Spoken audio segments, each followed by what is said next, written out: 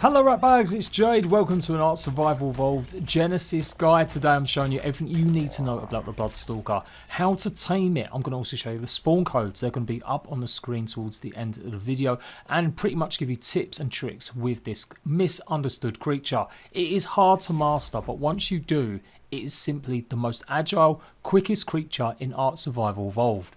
So please do go and check out all my other Genesis guides that are upcoming and my little Let's Play, and come join me on my servers as well and sit back and enjoy how to get one of these bad boys.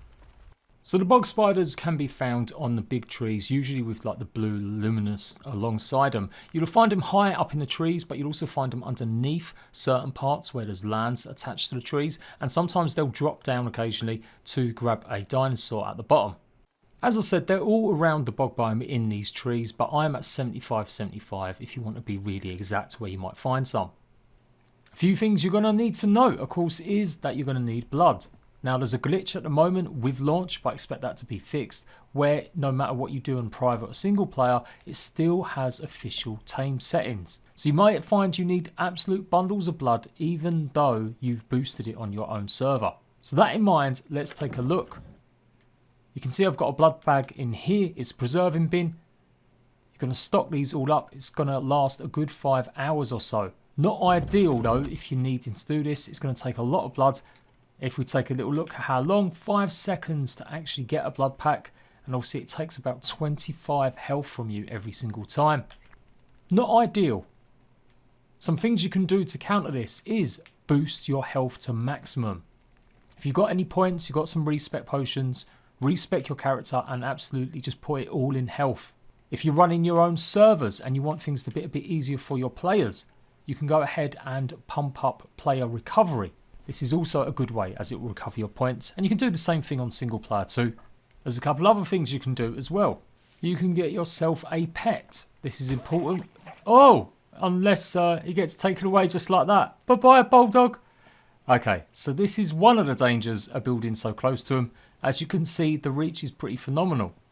They really don't like bowl pets.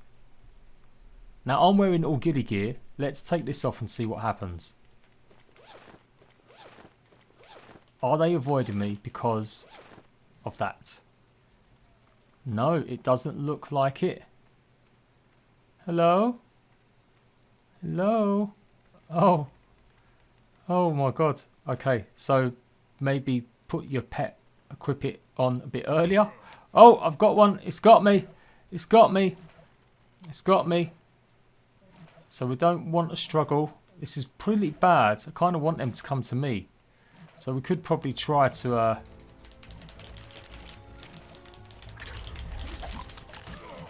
see if we can.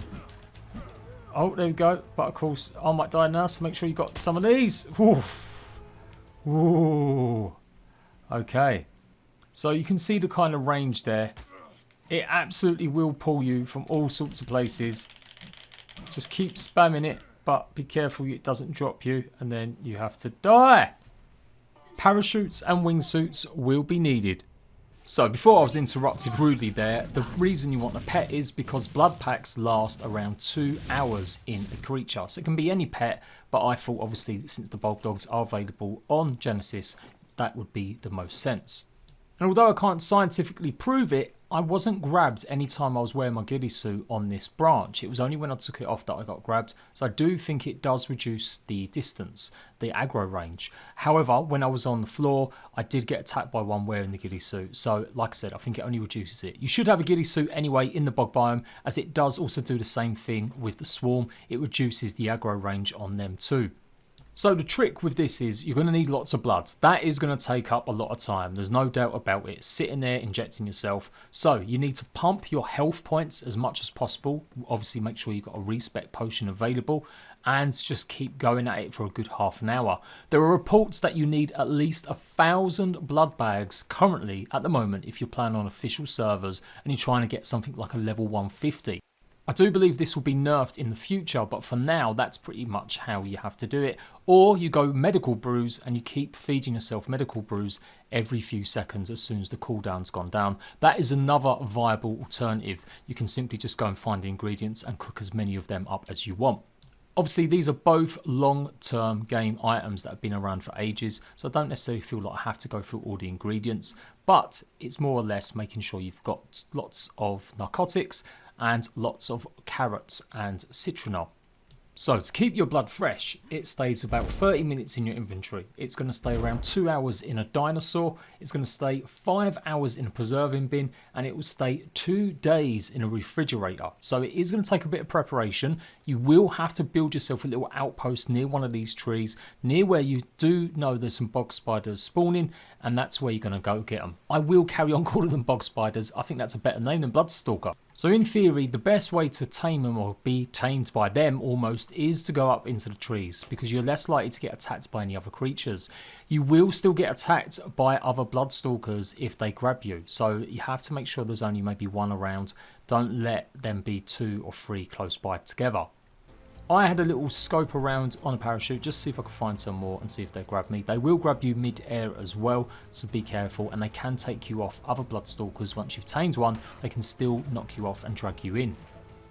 You can break free simply by attacking them and punching them, and you only have to do it a few times and more or less you'll get free, unless it's a really high level one. Usually when the bar gets to 15%, that's it, you can break free. It literally starts eating your blood bags in your inventory. If there's no blood bags, it's going to start taking your health, hence why you need to have lots of medical brews if you've not gone down the blood bag route. But be careful, I came out of that thinking it was taming me and it let go. This is why I think this is a really safe method as well, using a parachute, because it does mean that if you do get grabbed and something goes wrong, you will land safely rather than just fall into your death. Now once they've grabbed you and you've fought back, they will just start attacking you rather than trying to grab you again, so be warned about that too.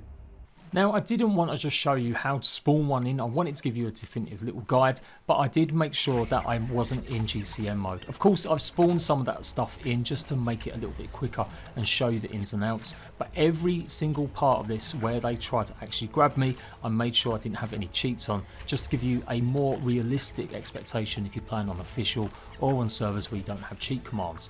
This is going to take a lot of grind. No matter whether you go down the blood bag or the actual medical brew, it is going to take a long time if it's a higher level. Lower level ones, you might be away and get away with it in relatively short time. It does look like if you damage one, it does reduce the effective tamingness, so they will eventually try and get you in their clutches again. Even if you've attacked one, run away and it comes up on you, after a few hitboxes of you, it will start grabbing at you again. So if you want full effective tamingness, you've got to make sure you do it in one go. Don't fight any off and run away and let that one come and get you again. That's exactly what happens with this one. This was the one that I was trying to get, and because I've been aggroing it and damaging it, I reduced the efficiency. Anywho, he comes at me and you are in his loving arms. He's going to take you down to Disco Town. So this tame's all about making sure you've got enough health, or you've got enough of the resources like the blood packs or like the medical brews. If you can think of any other ways to boost your health points, or if you found anything else that increases the speed time, maybe there's another item it eats, but pretty sure it's only blood packs that you can use to get one of these to tame. This is also one of the first times that you can actually breed a bug. Yes, they are breedable. You can get yourself little baby bog spider blood stalkers. On the bottom right, you see your little symbol. It is basically saying you're in a spider's trap, and eventually it will do it. I'm running through these blood bags really super quick. As I said, no one really knows whether or not it's a glitch or it's meant to be this way at the moment. Relatively low, it took around 127, 137 blood packs to tame this guy, and he was only like a level 17 or 27 or something like that. We'll see in a second. But yeah, just sit there and take the loving from his gentle, spindly little legs and arms. They are absolutely creepy, but I'm going to show you guys why I'm rating this now as one of my favourite creatures from Genesis. Okay, we're coming up to the end now, and hopefully it's going to finish it off soon. And we're up to, what, 127 blood packs, and we got a blood stalker. Level 37, and I think it went up to around 54. Let's call this guy Leechy. And there you go, we've got him tamed. Now, at first try of this guy the other day, I really didn't like it. I really felt like the movement was off. I didn't like the way it went through. It felt like it was buggy, really hard to control. It does take a bit of time. But once you get actually used to it, oh my god, it is honestly just one of the quickest creatures you'll ever get in Ark Survival Evolved from getting A to B. So to control it, you simply press the LT or L2 button on a console gamepad, or I do believe the left mouse, and it will fire 2 webs simultaneously at any point, and it will sling you forwards. And this is pretty much the best way to travel. So yeah, just hold either L2 or LT and you'll simply go flying through the sky. If you want to propel yourself or actually bring yourself to one single point, you have to use the RT or R2 button. This will instead drag you to whatever point you're attached to. You can also use the RT button to attach to creatures. I'm going to show you that in a minute as well. So you can suspend yourself between 2 points if they're far enough, just like this. But if you press it again and you're focused right in the middle, or the yellow circles are in the middle, you'll go directly to that point. You want to let go while you're swinging, right click in and it will let go just like that. And then we'll go again. Jump up into the air and you can do it. Obviously right click your joystick and jumping up using the A or the X button. You can just walk and skim on the water. You can't actually dive with it, although it will go underneath the water, but it acts like a rescue creature almost, as it will try and get to the surface. But I'm going to show you that in a minute as well. Now in terms of combat and what it can actually do, you should have by default, once you've tamed it, a special bog spider blood stalker vision, and it basically shows up enemies or creatures that it can pull in red, and it also shows creatures in white that you can't necessarily pull or they're too small to grab. Click in the right stick if you want to just do a normal damage attack against any creature without grabbing it, but if you do want to grab it, you've got to aim correctly and then use the RT button to press it once you've centered on it and just hold it and pull it in towards you. There does seem to be a tiny little cooldown on the same creature. You can pull multiple creatures. I'll show you how I did lots of fish in a second, but you can see it didn't come up straight away. So yeah, that's your main attack for just getting yourself out of trouble, clicking in the right stick and taking out any enemies in front of you using its front long legs. You might be surprised about what it can actually pull over. This packy can pull all the way, and once you've got it all the way in your clasps, you simply keep pressing and holding that RT, R2 and it will keep doing damage. If you let go, you'll let go of the creature and then you'll have to wait again for that little cooldown before you can grab it again.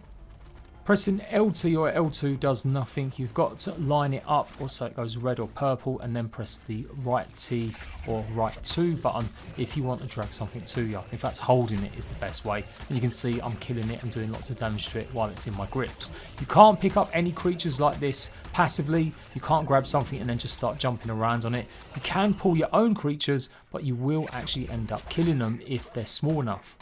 Also take note that when the Bloodstalker's health is low, so if it gets really low, it will start taking your health if you are attached to it, so be warned, make sure you've still got plenty of blood bags around you. I didn't try out every single creature, but it's quite surprising what I could pull. Look at this, I managed to pull a Titan Boa, so go and test it out for yourself. Let me know some of the big creatures you were able to pull. Small creatures you can get are indeed fish, I'm going to show you that, but yeah, it's really interesting what you can and can't pull. Now depending on the level of the creature or the ferocity of it, it can actually break free. Only small creatures and pretty much low health ones you'll be able to kill maybe in one go. So you might have to attach a couple times to some larger creatures or creatures that have got a lot of health. Let's take a look at its Bipod Stance, where it can literally stand up and give you the ability to aim whatever weapon you've got in your hands. It's super simple to activate. You just simply equip a weapon and that's it. There's no toggle or anything like that, and you can see you can walk around and move around still. I'm in obviously orbit mode at the moment, and you can still aim and fire your weapon. And even in this mode it does still target creatures to highlight them on the map a little bit more, showing the ones that are red. Just like most creatures, you still take torpor damage as well from things like dilos, etc., or poison toxic damage. Let's head to the ocean biome just to show you what it's like in a different environment. This was where I really started appreciating it, just how quick and fast you can get across the map. It's just so good. Even on the water biome, you can still latch onto obviously some of the big cliffs really far distance away. Look how just far you can travel, super quick. And if you don't make it, you can just land on the water and skim pretty much. Mix it in with the jump ability and there really isn't any reason you need a flyer for at least getting around the map. Maybe sure for picking up certain creatures or doing certain things, but for just literally bombing around the map, this is one of the best creatures in ARK. It looks like it can still do all the same stuff that you can normally do. I'm just going to mention the climb mode in a second as well. I did see if there was any other combination I could do to dive into the water, but it wasn't anything I could find, any combination of the buttons that allowed me to toggle it on or off so that I could actually go into water while attached. Here's what happens when I went under the water or deep under the water. It simply just come and pick me up. You can't really control it when it's doing that. It will just try and surface, so you just kind of have to let it take you up. Bearing in mind I wasn't using the GCM command, the stamina just seemed to last forever and I was just jumping and running around. It wasn't that much of a drain, so I really appreciate this brand new creature. And just look at the way it's skimming across the water. Last thing to show you is the climb mode. So when you do get to a cliff or rock face, you don't always have to use your webs. You just simply left click in and you'll see in the top there's a paw print that says climbing. Activate that and you'll be able to just go straight up a cliff face without any worries. It's one of the most agile creatures in Ark Survival Evolved. Just look how easy it is to transition from something like water to a cliff face. So maybe a little bit hard to master, but definitely worth it, and I hope this really starts to show some players that are really unhappy with no flyers that you can in fact get around to Genesis using one of these bad boys. I do appreciate people do like creatures for different reasons, but utility wise there is no better creature to get across the map than this guy right here. And lastly, just showing you can fish. So literally you can just aim and attack all the fish underneath you and you'll pull them. It literally shows up and highlights, so you can literally get as much fish meat as you want super really quick.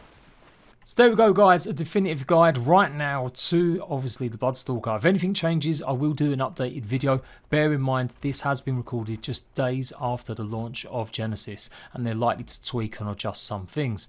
But yeah, absolutely great creature. Don't need a saddle for it. You can get it as quickly early as you can as long as you've got access to blood bags or plenty of medical brew. Go and grab one of these. Make sure you go and stay tuned to all my other Genesis guides and my Let's Play. Come and join my servers. They're free on Xbox, PlayStation and PC. You just need to join Discord and find the channel and you'll see the password in the pinned messages. So until next time, Ratbags, I will see you later.